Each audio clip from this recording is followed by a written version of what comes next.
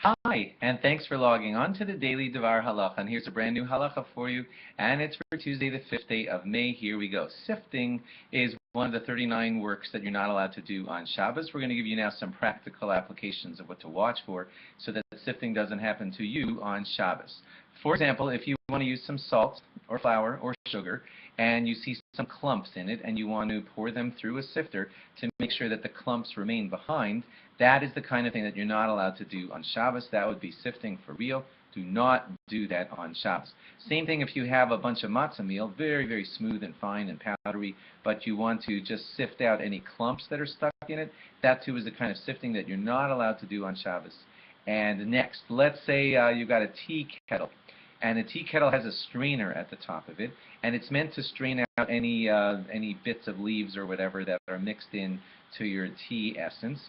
So here's the thing. If you know that the tea leaves or essence or sediment is really for sure totally at the bottom of the container, and you could just pour off the tea from the top, and the stuff that needs to be sifted won't even get near the strainer, if you know that, then you would be allowed to pour off just the top of the water through that strainer, because you're not really straining anything, because all the stuff you know is clumped at the bottom. You could see it. If that's the situation, then go ahead and pour, but don't let the clumped stuff get anywhere near the strainer. But if you know that it's all pretty much dissolved throughout the water, and you would pour it through the strainer and it would catch little bits here and there, that's the kind of straining that you're not allowed to do.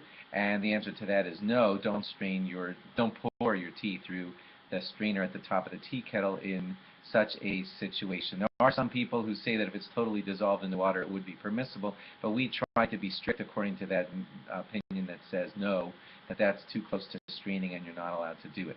If there's pulp in your orange juice, then this is going to sound a little weird, but you are allowed to strain it out if it's something that you don't care about.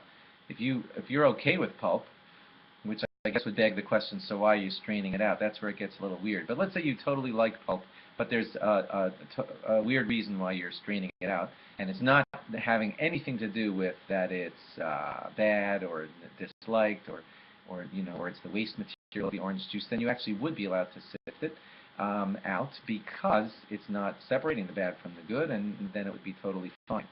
But if you know that you're doing it because you don't like pulp, or someone that you're serving the juice to doesn't like the pulp, then you're really, really sifting out the bad from the good, and that's what you're not allowed to do, and then you could not do it on Shabbos. Here would be an example of where you're doing it and you're sifting it out. Let's say you're going to put it in a baby's bottle for the baby to drink, and there's a lot of pulp in the juice, and it would get stuck in the little tip of the bottle, and the baby would not be able to suck the juice out.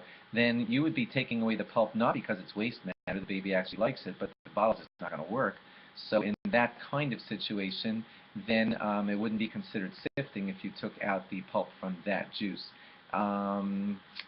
Let's say you wanted to use a slotted spoon to pick up some coleslaw or something, and all the liquid would drain off through the slots in the spoon. That would be a type of sifting, and you're not allowed to do that on Shabbos. And if you have seeds or pits in something and you want to strain out the seeds or pits that are in some kind of drink or whatever, and drink the rest as it goes through the strainer, that again is the type of thing that you're not allowed to do on Shabbos.